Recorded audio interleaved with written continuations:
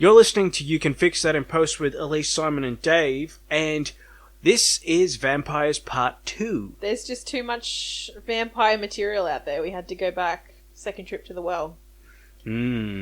So let's start off with something that's a smouldering pile of poo. Twilight. That's the best way to start. Twilight. So this is like a series that's probably grossed the most amount of money and been seen by the most amount of people. Yes.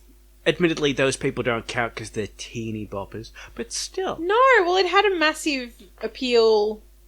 Well, yeah, largely female appeal, but to women of all ages. Like, the book series in particular was very popular with, like, mum-aged people. As I shouldn't say that. That's very broad, isn't it? It was a very broad appeal to the female audience. Ostracized ourselves from our main listing people. Well, I mean, the Twilight books also spawned that whole 50 Shades of Grey as well, didn't it? Yeah, well, that was essentially fan fiction. Yeah. So what are the rules with that? We have sparkly diamond vampires. Yes, okay, so the idea is that vampires are the apex predator, per se. They do have their own sort of society where they have their ruling class, and then everyone has to sort of fall in line behind them. The Volturi are their ruling elite. And that's played by Michael Sheen, who needed a paycheck. Was that it? Yeah. He must have just, got a new mortgage or something. He's like, Frost versus Nixon, get nominated for an Oscar or something. And then, you know what I'll do? Sparkly vampire thing, yeah? Yeah. He did an okay job of it. Like, I mean, it's a thankless role being the bad guy in a Twilight movie. I will not thank him for that film. I mean, it was highly stylized. The look of the vampires in that, they were very sort of medieval looking. It looked very pretty. Like, I mean, obviously there was money behind it, which is nice. I think my problem is that the love crap. Yeah, look, it's come under a lot of fire for depicting a teenage romance, essentially as Stockholm Syndrome. The character of Bella, the main character, played by Kristen Stewart, she's no Hermione Granger. Like, she's not a role model you want to hold up for your teenage daughter. She's fairly insipid, has no opinions of her own, falls apart when her boyfriend leaves her. She's not your strong female character that you're wanting to raise your kids to emulate. But as far as the vampire side of it, like, they adhere to a few of the rules. Like, they drink blood, they don't go out in daylight for not the same reason as your traditional vampires. They have the super speed, the strength, the hearing, the eyesight. But they're not the vampires that we know from history, literature, and that kind of thing. They're very different. What I find interesting is that when you go back to something like Nosferatu, and you go, okay, we can't just kill him, we have to deviate enough from the book so that we don't get sued, even though they did get sued. So what kills him? Oh, we just lift up like a shade, and the sun kills him. And that's where that comes from. The idea of sunlight hurting vampires is not in Bram Stoker's book. It's just the German people trying to get away with copyright infringement. And now it's changed so much that it's like, sunlight makes us explode into flames. Sunlight you can stop with sunblock if you're in Blade and you're Stephen Dorff. Or, sunlight turns you into diamonds, sparkly diamonds. But I think the other thing that it does is it does this pairing that's happened throughout cinematic history, which is putting vampires and werewolves in the same space. Like, the whole old school films of, like, Dracula versus, the werewolf in the old school, like, monster movies. And the old Hammer horror movies. Yeah, and then you've got things like Underworld. And then you've got Twilight, where it's like, even Van Helsing, that crap piece of Hugh Jackman. Hugh Jackman paycheck. Yeah, I watched that recently. Jesus Christ. Best thing about that is David Wenham. Agreed. Yeah. He's good when he leans into the comedy. Yeah. I'm pretty sure a lot of people are always going to say that about him. Best thing about that film, David Wenham. It's like all his films. Yeah. Yeah, so I mean, it was all this thing about Teen Jacob versus Teen Edward, and God, I just wanted Edward to die. I like sometimes now, because I want to see that, is it Robert Pattinson die or whatever it is, I'll just watch, He hates Harry those Potter. movies as much as the next guy. Like, you see interviews with him while he was promoting those films, and he looks like he wants to top himself. Like, But he is British, so I he mean, was they do go done, hand- but I'd yeah. say he had a contract that he had to fulfill, and he had to stick it out for those 5 movies. But yeah. I do feel like the first film, though, had its merits. Like, it was very stylish, and I liked the way it was shot, and the way it was directed. Oh, it's very pretty. It looked really nice. I mean, they were a little bit handcuffed by the material. Like, they had to stick to the novel quite closely, or else all of the fans of the books would have lost their shit. But yeah, I mean, I think they did cast it well from the get-go as far as filling those roles with people that worked for the character. Yeah. I think they could have done better than... Is it Pattinson or Patterson or Banjo? Pattinson. And was it Taylor Lautner or whatever? Oh, look, he's not going to be winning any Oscars anytime soon. Well, this is my But thing. he was an indigenous character. Like, he's Native American. They found an actor that was Native American that could age into the role. Just wait, I didn't know he was Native American. Isn't he Yeah. Mexican? Like, isn't he Fairly Latino? sure he's Native American, isn't he? The feel like- character is Native American. Yep. I would assume there would have been more of an outcry if he wasn't Native American. Or at least partly Native American. Okay, well, I think that's something that in our magic of editing we'll find out, and I'll go, yeah, he's totally, Latino. Oh, what's weird if they did cast someone who's not Native American in a traditionally Native... Well, Because there's lots historically and lots Native American role. Like, the character of... is Native there's lots American. of teen heartthrob Native Americans, apparently. They had a whole... Like, they had the whole tribe that's in the series. Oh, yeah, I totally understand Native that. American. But when they did a casting call for the film, I don't think they had a huge amount of, There's a lot of characters in there that are Native American. Yes, and I'm Like, sure they the casted whole, for the that. whole werewolf But thing the lead is... hot guy, okay. So Dave, you've seen this atrocity. What is your opinion, sir? Yeah, it was, I guess, a very pretty film. The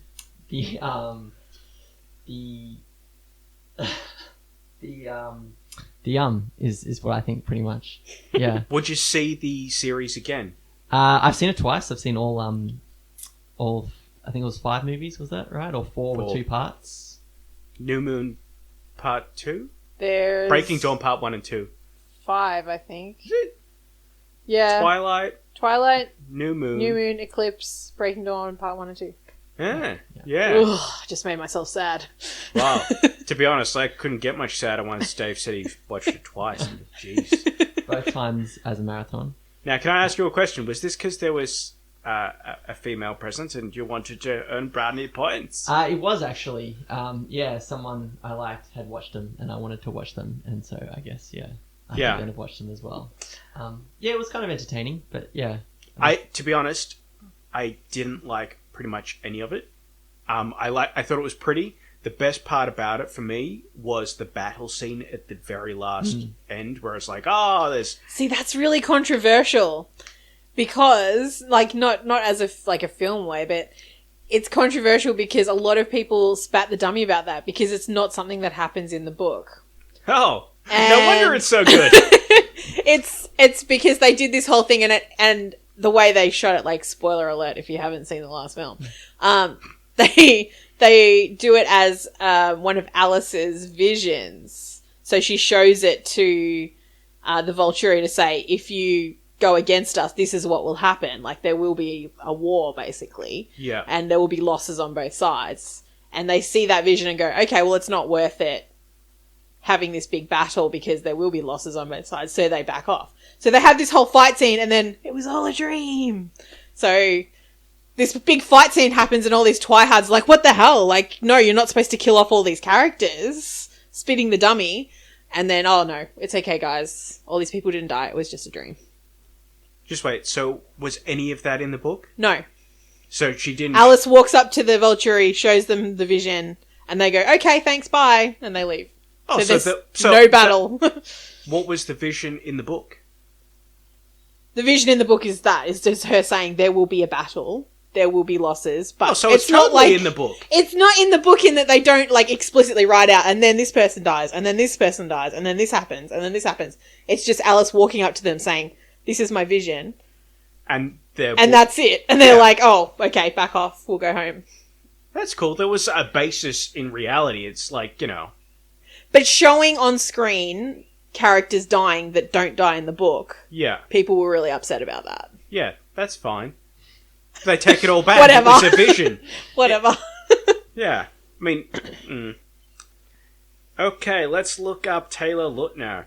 Lul, through the magic of stuff. Born in Michigan.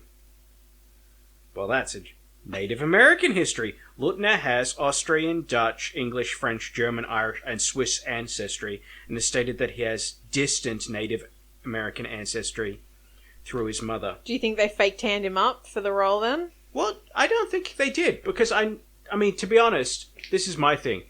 He was the adventures of Shark Boy and Lava Girl. That's, like, how people knew him.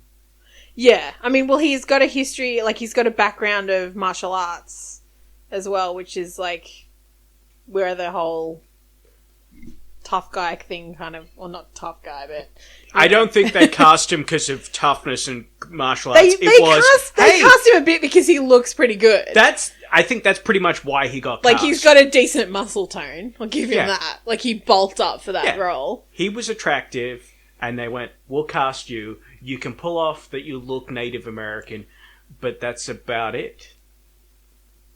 And I think they went with the Pattinson because they went, well, you look pale anyway because you're British, so this works out nicely. You're pale because you're British. Yeah. Fair enough. Yeah. No, I thought he would have had a closer ties to Native Americans, but...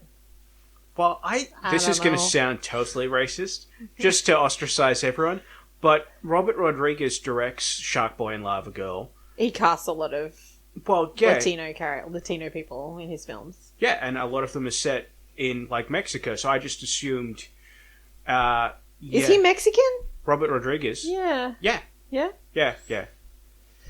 And that will lead us to our next film, which is From Dusk Till Dawn. Oh, excellent segue. Yeah, I'm a maverick at segues. So the thing is, this is the first pairing of Robert Rodriguez and Quentin Tarantino. So it was written by Tarantino, directed by Rodriguez. Mm-hmm. And it comes after Rodriguez had done, like, Desperado, which was his major film. Before Desperado, he did El Mariachi. And the thing with El Mariachi was it cost $7,000 to make, which everyone's like, how is that possible to make a feature film for $7,000? And he shot it all on video, and then he went, hey, if you want it on film to go to cinemas, you guys pay for it, because I'm not going to pay for it. And that's how it worked And that's out. how he did it. Yeah. And the thing of it is that you look at Rodriguez's career, and he's done lots of stylized stuff. So things like Planet Terror, the Dollars trilogy, well, his version of the Dollars trilogy, which is El Mariachi, and then Desperado, and then Once Upon a Time in Mexico. Dollars trilogy is For a Few Dollars More, Fistful of Dollars, and Good, the Bad, and the Ugly. So Tarantino and Rodriguez had always talked about him doing his Dollars trilogy, which was those. Now, it's got an amazing cast. From Dusk Till Dawn, you got Harvey Keitel, you got George Clooney, you got Selma Hayek, you got Danny Trejo, you've got Juliette Lewis, and you've got people like Tom Savini, who's like, you know, the godfather of makeup, and he plays Sex Machine. And I think the problem that people have with this film, even though I love it, is that for the first 40 minutes, you're watching... It's a completely different film. Yeah. Yeah. Yeah. It hits that 45-minute mark and you're like, oh, this is batshit crazy. Yeah, yeah. Yeah. It's like pretty much they introduce Sex Machine and you're like, oh, this is off the chain. Yeah. Like, this is a completely different film. Yeah. I didn't know we were watching a vampire film. It's like, I'm watching this film where two brothers are on the run from the law. It's like a chase kind of heist movie. Yeah. It's got a bit of torture and kidnapping, and it's just like, okay, what the heck is going on here? And then it just turns on a dime, and you're like, oh, this is crazy. Mm-hmm. I will say definitively, it is Tarantino's best acting role. Not that that's saying much. He's not known for his acting roles. No, but the whole character of Richie is this guy who is like crazy, who's hearing voices and who is like a sexual predator. Mm-hmm. And, you know, no offense, Tarantino. Who do you think he was emulating? Yeah. So he does it really well. And it's just fun. It's like when you listen to the audio commentary for the DVD, they're talking about why did you do it? Oh, it's just one of those films that you'd go to a drive-in and you'd have popcorn for. It's, you know, exploitation. It's fun. It's not meant to be Shakespeare. And no, and like the makeup and the special effects are just insane. Like they're just so over the top. Like, the monster faces of the vampires are just really ghoulish and, like, slimy and... And they deliberately don't follow any rules. Like the guy with a gun on his crotch? Like, yeah. Come on. That's which they were going to put in, like, Desperado, and it was like, oh, we ended up cutting that out or we didn't use it, so we'll put it in this. But the idea of going, okay, well, they don't like daylight, so they just explode. It's not about, you know, fire or ash or... sparkly diamonds, they just explode. And then you go beyond that of, okay, usually when you cut off their head, they die. No. In this one, when you rip off its head with a whip, it turns into a rat-like creature. Why is that? Just because we wanted it. Just because. Yeah. And admittedly, it's relatively brutal in some ways. Like, I mean... pretty much everyone dies except for Juliette Lewis. And her, you know, younger brother is, like, fed upon by loads of vampires. And it's pretty horrific. Yeah. It's definitely one of the goriest vampire movies. Like, it's not... Yeah, I mean, it's a gory subgenre, but it's one of the over-the-top kind of gore. I also like that when they go to that back area... that they're looking for things to protect themselves with, so they're like, you know, filling up condoms with like... with holy water, yeah. And the super soaker, and she gets this crossbow, and George Clooney sharpens a stake and attaches it to, like, a jackhammer. That's right. I think at that point they just went, this is going to be fun. Yeah. Yeah. So that is one of my all-time favorites, and it's also the first time they pair Tarantino and Rodriguez, and they'd go on to make The Grindhouse, Planet Terror, and Death Proof together. And I love Robert Rodriguez, Sin City, Faculty, all those things. And, you know, obviously part of the reason why you get someone like a Taylor Lautner is you get a Robert Rodriguez who casts him as Shark Boy and Lava Girl, and, you know, from there, it's just... the rest is history. Yeah. The thing I really, really love about Robert Rodriguez is his ability to call back his own work as well. Like, there is a character in Spy Kids, which is a children's film, played by Danny Trejo, called Uncle Machete. Yeah, yeah. That is just... I love it. It blows my mind. It's so hilarious. I like Danny Trejo just because he's really, like, 70. And he's still kicking the crap out of people. He should have died 40 years ago. Like, in a gun like a gun battle or something. Yeah, Like, yeah. And he's in literally, like, every one of his films except for the first, like, El Mariachi and, like, Desperado is throwing, like, knives. And he's, like, this guy who's got all these different throwing knives and he's killing, like, millions of people with these knives. And then in Once Upon a Time in Mexico, it's like, are you a Mexican or are you a Mexican? I'm a Mexican. And, you know, the old El Paso, is it? Or yeah, he's doing ads for Old El Paso now. Yeah. He's like this friendly, lovely guy now that you look at and you're like, oh, he's so lovely. Like, Yeah.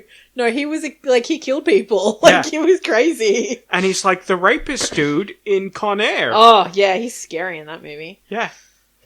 But he's like 70. Like, in reality, no offense, Danny, I think you would probably trip over your walker and, like... But you're quite intimidating. Yeah, you wouldn't want to meet him down a dark alley. Okay, so since we did part 1, you've seen Shadow of the Vampire. I have, yes. And were you captivated as much as me and Dave? I didn't hate it. I thought the performances were very good. I love Cary Elwes as much as the next guy. Ooh. I didn't love the ending. Yeah. I had a lot of problems with the ending of that one. Care to elaborate? So we're trucking along and it's all going very well, and the vampire's talking about how he's obsessed with the main actress, and basically what happens is the director of the film that's being made of Nosferatu, Malkovich or F.W. Milo. something German, Yeah. has essentially promised this woman to the vampire, Max Schreck, Yeah. has said, oh yeah, you can just do whatever you want to her and that's fine. And it gets to the final scene and they're shooting it and she's like, okay, I'll lie down on the bed and we'll do this scene and blah, blah, blah. And director's just kind of gives him the thumbs up and he just, like, kills her on screen. And the director's just there filming away and I'm just like, this is so wrong. This is horrific.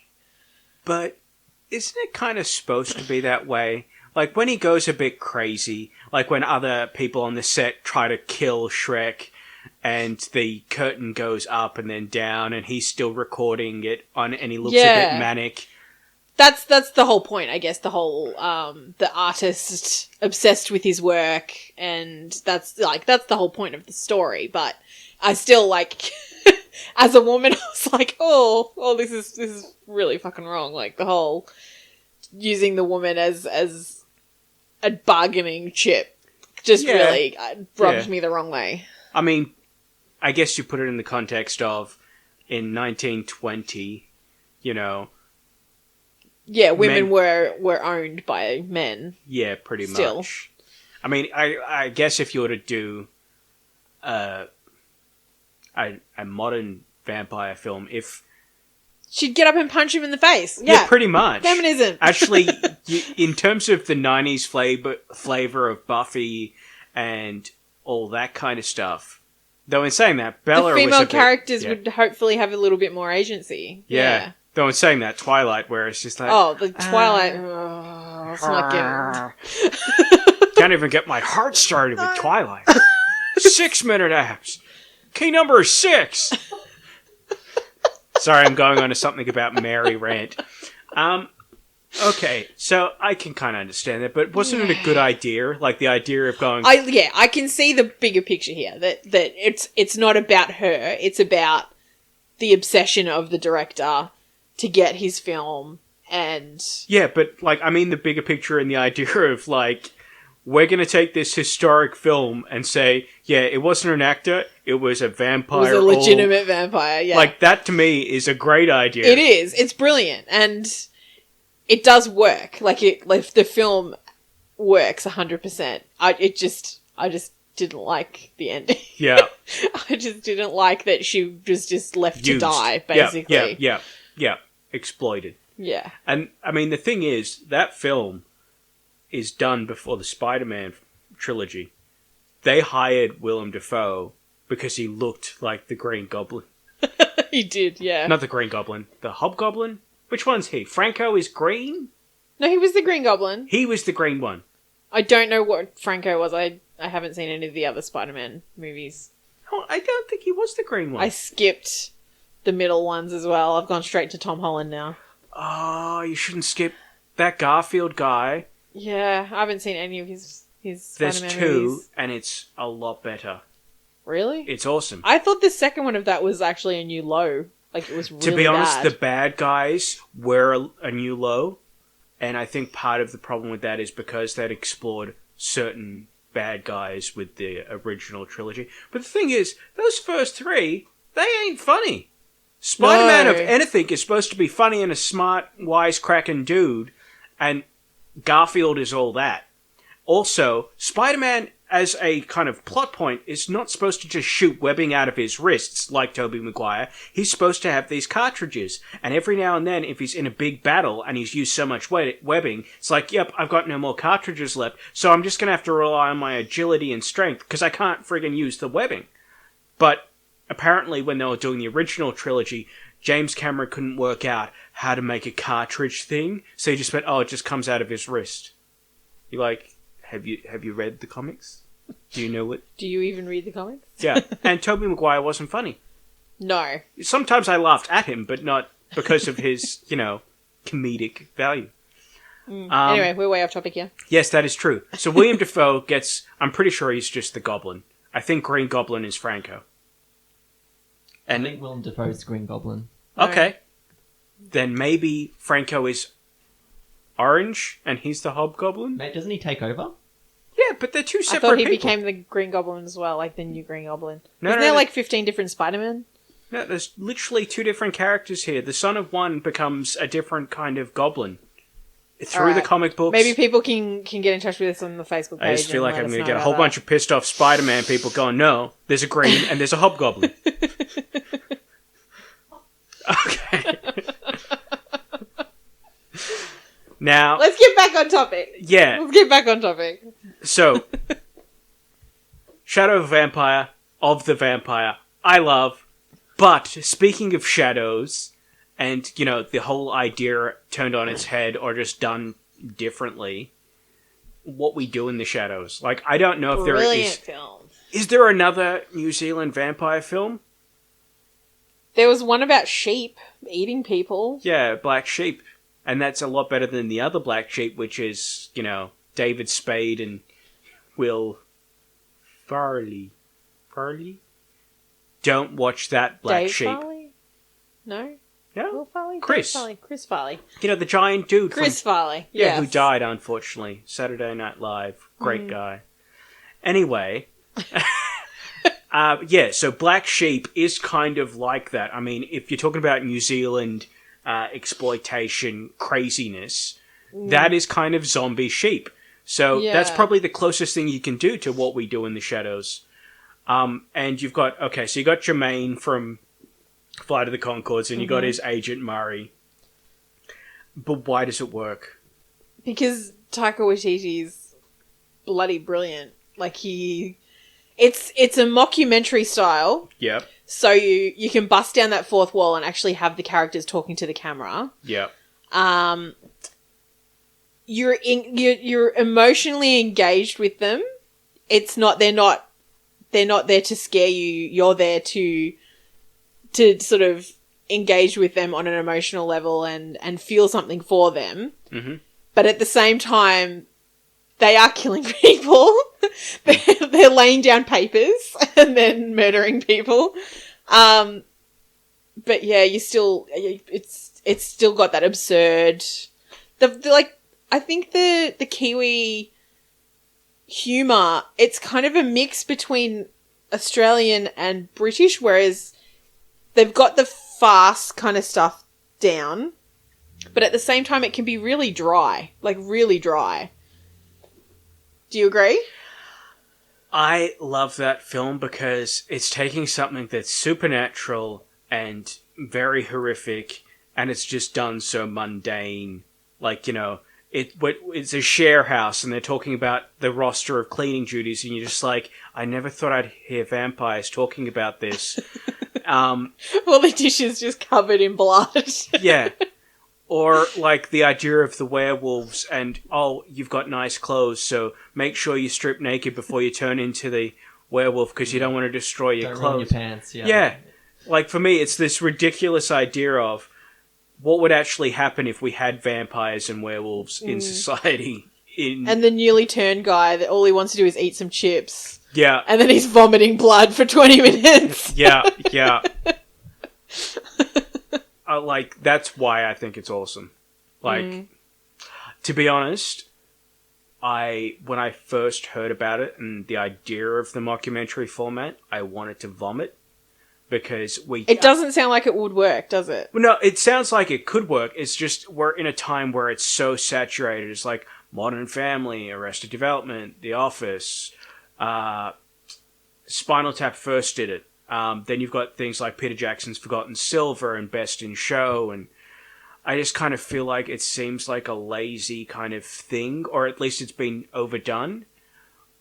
Like the whole Blair Witch thing, found footage or that kind of stuff, but it's done incredibly well. And it was sponsored by the New Zealand Film Board of Documentaries or something. It's at the start of it, it actually has the documentary board or whatever they're called. And you think, oh, is this real? Oh, wait, no. It adds to it. Like, it adds to it. It's not just done because it's lazy. Like a Modern Family, in my opinion, where it's just like, hey, we need to explain the characters' motives and what they're thinking. You couldn't just do that with their actions and the acting. No, we have to literally ask them and have them explain it to us. For all those who like Modern Family, well, fuck you. No. Stop alienating our audience. Yeah, I like alienating. What did you think of What We Do in the Shadows, Dave? I liked it. Yeah, I thought it was pretty hilarious. Especially, like, I guess, I never could put my finger on it, but I guess it's the fact that it is so mundane, and they trying to get the house meeting. Yeah. Where he's going around knocking on everyone's door. Yeah. like, oh, I'll give you Peter!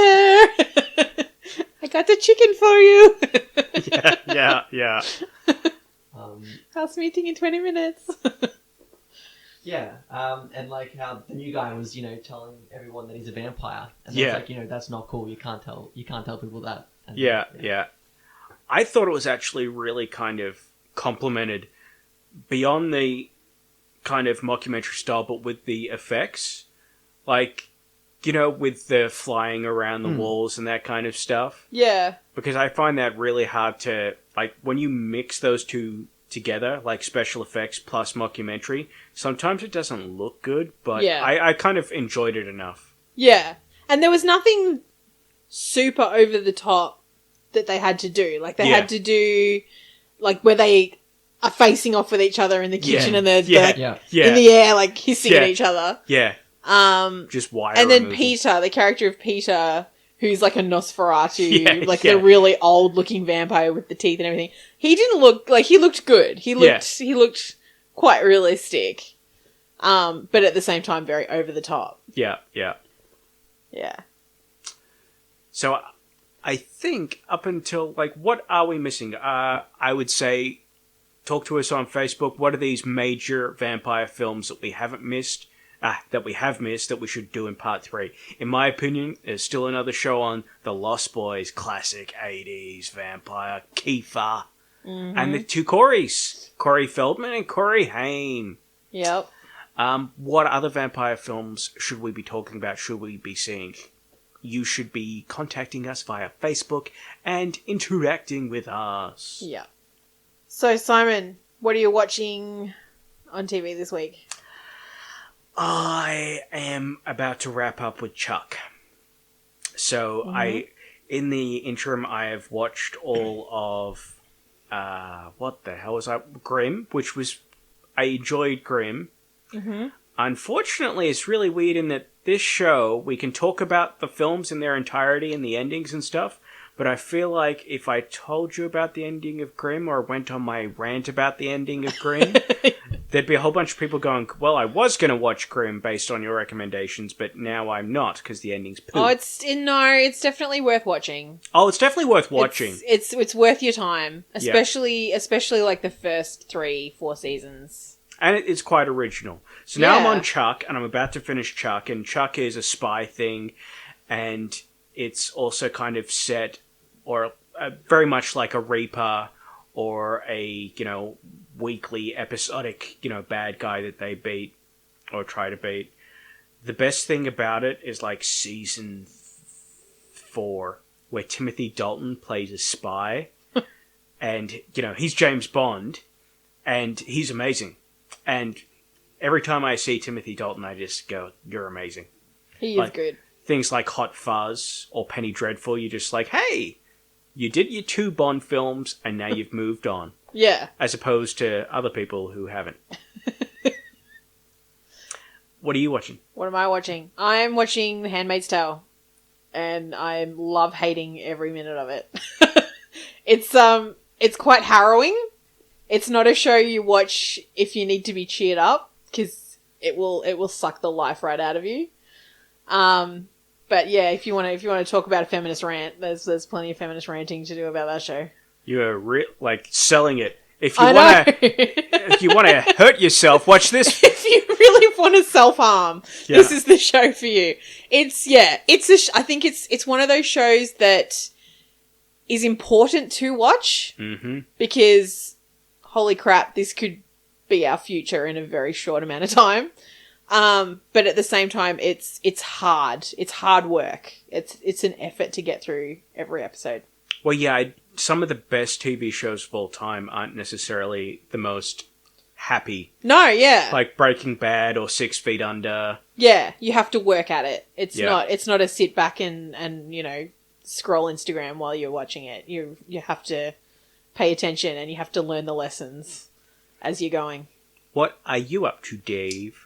Breaking Bad, actually. Breaking Bad? Yeah. I'm not watching it, I guess, consistently. So up to date with your TV watching. I have watched it once in its entirety before. Oh, so you're rewatching it. My neighbours are rewatching it, so I'm dropping in every now and then and catching, a couple of episodes per season. Yeah. But, it's reminding me of, how awesome it actually was, I guess. Well, I've seen it all in its entirety, and I've got it all on DVD, and my thing is, I am so interested to see it a second time, because the idea of how Walter White changes. Oh, yeah. You're like, okay, I know where it goes, but seeing those little nuances and those changes in his personality. Yeah. And I'm used to Walter White being a total badass now. Now, to go back to that first season, you're just like, oh, he works at a car wash, and he's meek, and he's, Yeah. You really see, when you watch it again, start watching again, the contrast is huge. Yeah. And Better Call Saul. You haven't seen that? There's 3 seasons of it. I don't know. I think they're getting wrapped up at the end of the 4th. Yeah. I don't think they're going on past the 4th.